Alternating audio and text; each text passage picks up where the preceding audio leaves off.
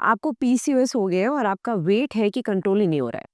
आप पूरी कोशिश कर रही हैं, उसके बावजूद आपका वेट कंट्रोल में नहीं आ रहा है, तो इसमें डेफ़िनेटली आपको टेंशन होती है, आपको समझ में नहीं आता ऐसा क्यों हो रहा है? पूरी दुनिया वेट लॉस कर रही है, मेरा वेट लॉस क्यों नहीं हो रहा है? तो मैं हूँ doctor Sonal Parihar, trained gynaecologist from Jodhpur and London and I am going to tell you about PCOS, weight gain, इनका आपस में क्या कनेक्शन है, क्यों वेट लॉस करने में दिक्कत होती है, क्या करें कि हार्मोन्स भी बैलेंस हो जाएँ, पीरियड्स भी थोड़े से रेगुलर हो जाएँ और वेट लॉस में भी फ़र्क पड़ जाए। तो एंड तक ज़रूर सुनिएगा। तो पीसीओएस समझो कि एक मेटाबॉलिक डिसऑर्डर है। पीसीओएस में सिर्फ आपके ओवरीज में पॉलीसिस्टिक नहीं है कि बहुत खूब सारी सिस्ट दिख रही है तो आपको पीसीओ हो गया। पीसीओ बेसिकली आपके मेटाबॉलिज्म को पुअर कर रही है, क्योंकि उसके अंदर इंसुलिन रेजिस्टेंस होता है। स्पेशली जो ऑलरेडी मोटे हैं थोड़े से, उनके अंदर इंसुलिन रेजिस्टेंस हो जाता है। इंसुलिन बॉडी से निकलता है पैंक्रियाज के थ्रू। ठीक है। पैंक्रियाज एक ऑर्गन होता है जो कि यहाँ पर सेंटर में होता है, लिवर के जस्ट नीचे, और ये इंसुलिन को प्रोड्यूस करता है। इंसुलिन का काम होता है कि आपकी बॉडी के अंदर जितना भी खाना जा रहा है, ग्लूकोज जा रहा है, उसको तोड़ के उसको बॉडी के टिश्यूज में दे दे, तो उसको जमने नहीं देता। अब रेजिस्टेंस हो जाएगा तो ये इंसुलिन काम ही नहीं करेगा, तो जो आप खाओगे उसको डाइजेस्ट नहीं कर पाएंगे, तो वो फैट में कन्वर्ट हो जाएगा। फैट में कन्वर्ट होते जो आपको सेंट्रल वाला फैट है, यानी कि आपका टमी, यहाँ पर सारा वेट आ जाएगा। तो इसीलिए जो पीसीओएस के पेशेंट्स हैं उनको वेट लॉस करने में बहुत दिक्कत होती है, क्योंकि उनका मेटाबॉलिज्म पुअर हो रखा है। उनको ऑलरेडी फैट जो है यहाँ पर इंसुलिन रेजिस्टेंस की वजह से बढ़ रहा है, और मोटे होते जा रहे हैं तो और ज्यादा इंसुलिन रेजिस्टेंस बढ़ रहा है, तो एक विशियस साइकिल बनती चली आती है। इस वजह से आपको पीसीओ में दिक्कत होती है। अब इसके अलावा और क्या प्रॉब्लम होती है? इसके अलावा क्या होता है, एक तो आपका मेटाबॉलिज्म पुअर है, तो आपको कॉन्स्टिपेशन हो सकता है, उसकी वजह से और आपको ऐसा लगेगा ब्लोटिंग है, वेट गेन है, आपका एक्सरसाइज करने का दिल नहीं करेगा। एक्सरसाइज नहीं करोगे, मोटिवेशन नहीं मिलेगा, आपको जल्दी वेट लॉस नहीं होगा, आप जल्दी डीमोटिवेट हो जाओगे, डिप्रेस हो जाओगे। डिप्रेशन से आपको मूड स्विंग्स होंगे, मूड स्विंग से आपको और ज्यादा कुछ खाने का मन करेगा, और ज्यादातर लेडीज में मूड स्विंग्स में सबसे ज्यादा शुगर खाने का मन करता है। शुगर खाओगे फिर वापस वेट गेन होगा। आपका इंसुलिन रेजिस्टेंस वैसे ही बढ़ रहा है, वैसे ही था मेटाबॉलिक डिसऑर्डर में, ऊपर से आप डिप्रेस हो रहे हो तो इंसुलिन रेजिस्टेंस और ज्यादा बढ़ रहा है, उसकी वजह से और ज्यादा क्रेविंग्स हो रही है। जब इंसुलिन रेजिस्टेंस होता है तो बॉडी कहती है और शुगर खाओ और शुगर खाओ।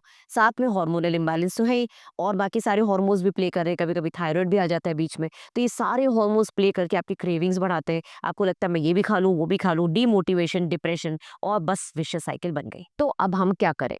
तो वेट लॉस कैसे किया जाए, हर बार बताती हूँ। 80% डाइट होती है, 20% एक्सरसाइज होती है, तो आप पूरी तरह से एक्सरसाइज पे डिपेंडेंट ना रहे। बॉडी को थका दोगे आप, इतना जिम कर लोगे, इतनी रनिंग कर लोगे, उसके बाद अगर आप खाने का ध्यान नहीं रखोगे तो वो सारी मेहनत बेकार है, तो और ज़्यादा डीमोटिवेट हो जाओगे। तो 80% आप अपनी डाइट पे कंट्रोल रखो। कंट्रोल में ऐसा है कि सबसे पहले तो आप ये देखो आप क्या खा रहे हो। आपकी डाइट में कार्बोहाइड्रेट होना चाहिए, फैट भी होना चाहिए, प्रोटीन भी होना चाहिए, बट क्या चीज़ ज़्यादा होनी चाहिए? प्रोटीन ज़्यादा होना चाहिए। प्रोटीन में क्या खाना है वो मैं आपको कई बार बता चुकी हूँ। फैट्स अगर आप खा रहे हैं तो हेल्दी फैट्स लें। फैट्स होना ज़रूरी है बॉडी में। आपकी डाइट में एवोकाडो डाल सकते हो। एवोकाडो इंडिया में इतना अवेलेबल नहीं है, तो आप नट्स ले लो, सीड्स ले लो, तो आप घी ले लो। हेल्दी फैट्स पाओ, ये नहीं कि पूरी तरह से फैट बंद कर दिया। कार्बोहाइड्रेट्स जो आप खा रहे हो उसमें कॉम्प्लेक्स कार्बोहाइड्रेट्स खाओ। हेल्दी कार्बोहाइड्रेट जिसको कि तोड़ने में बॉडी को बहुत मेहनत लगती है, एनर्जी यूज़ होती है, जैसे ओट्स हो गए, मिलेट्स हो गए। आप आटा, मैदा ना खा के आप ज्वार खाओ, बाजरा खाओ, ये सारी चीज़ें बॉडी को डाइजेस्ट करने में बहुत टाइम लगाती है। मोर ओवर जल्दी-जल्दी बार-बार खाना नहीं खाना है। आपको फिक्स्ड रूटीन पे खाना खाना है। आपको इंटरमिटेंट फास्टिंग अगर सूट करे तो आप खाएँ। आप 8 घंटे की विंडो में खाएँ, अगले 16 घंटे कुछ ना खाएँ, या 14 घंटे कुछ ना खाएँ, आप 10 घंटे खा लें। इस तरह से आपको अपनी डाइट कंट्रोल करनी है। नहीं तो क्या होता है, बैठे-बैठे कभी ये खा लिया, कभी स्नैक खा लिया, कभी चाय पी ली। चाय पीने से भी वेट गेन होता है, उसके अंदर शुगर होती है, उसके अंदर दूध होता है। ब्लैक टी किसी को ज़्यादा पसंद नहीं होती, आप ब्लैक टी पी रहे हैं तो बात अलग है। But then too much black tea and too much black coffee में भी कैफ़ीन, निकोटीन जाएगा, वो भी अच्छा नहीं है। तो आपको अपनी क्रेविंग्स कम करनी है, शुगर, रिफाइंड फूड ये सब नहीं लेना है। आटा, मैदा, चावल जितनी व्हाइट चीज़ें ये कम करके ब्राउन चीज़ों पे आ जाओ। इन सबको करने से आपकी इंसुलिन सेंसिटिविटी बढ़ेगी, रेजिस्टेंस कम होगा, और आपके अंदर जो हार्मोनल इम्बैलेंस है जिसकी वजह से फैट बर्न नहीं हो रहा, मेटाबॉलिज्म पुअर हो रहा है, वो भी बूस्ट होगा। लेकिन अगर आप प्रेग्नेंट हैं या फिर डायबिटिक हैं तो प्लीज़ कुछ भी करने से पहले अपने डॉक्टर से बात करें। मैं ये सब चीज़ें उन लोगों को बता रही हूँ जो नॉन प्रेग्नेंट हैं, जो सिंपल पीसीओ के पेशेंट्स हैं, जिनको और कोई बीमारी नहीं है।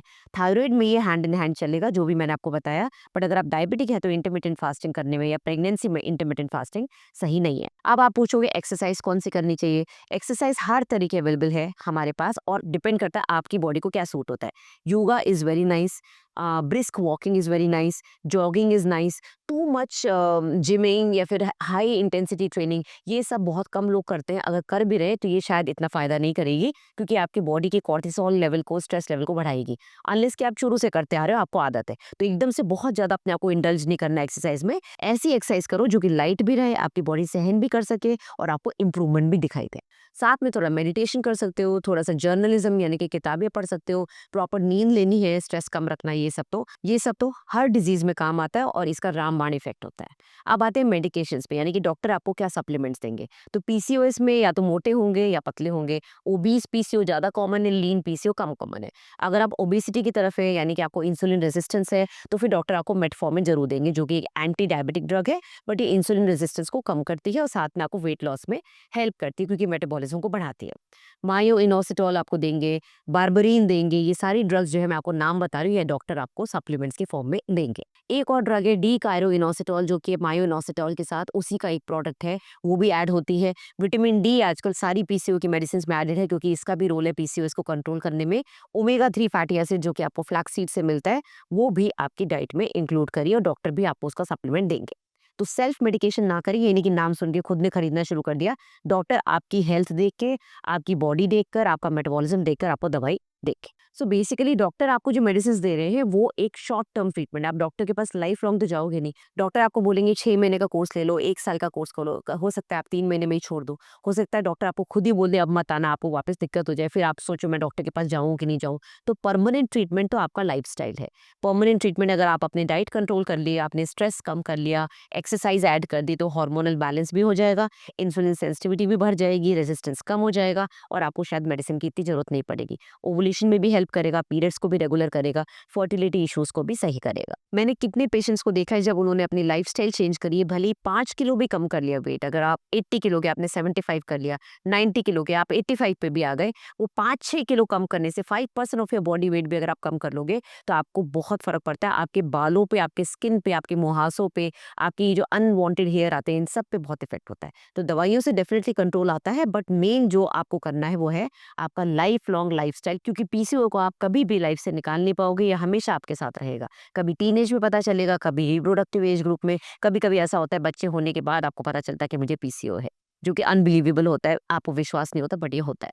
तो अगर आप भी पीसीओ से स्ट्रगल कर रहे हैं, आपकी फ्रेंड स्ट्रगल कर रही है, आपके रिलेटिव स्ट्रगल कर रहे हैं, आपको वेट लॉस में प्रॉब्लम हो रही है, इस वीडियो को ध्यान से सुनें, उसी हिसाब से अपनी लाइफस्टाइल को चेंज करें, वीडियो को शेयर करें, मेरे चैनल को सब्सक्राइब करें और मुझसे अगर आपको डायरेक्ट कंसल्टेशन करना है वीडियो कॉल या वॉइस कॉल के थ्रू, तो आप इस नंबर पे व्हाट्सएप करें या फिर मेरी वेबसाइट पे जाके पेमेंट करके कंसल्ट डॉक्टर सोनल पे क्लिक करके उस स्क्रीनशॉट को मुझे इस नंबर पे भेज दे, तो मेरी सेक्रेटरी आपको कॉन्टैक्ट करके 2 दिन के अंदर अपॉइंटमेंट दे देगी। Thank you very much. Stay healthy, stay consistent, stay comfortable और इसी तरह से मुझे फॉलो करते रहे। Thank you.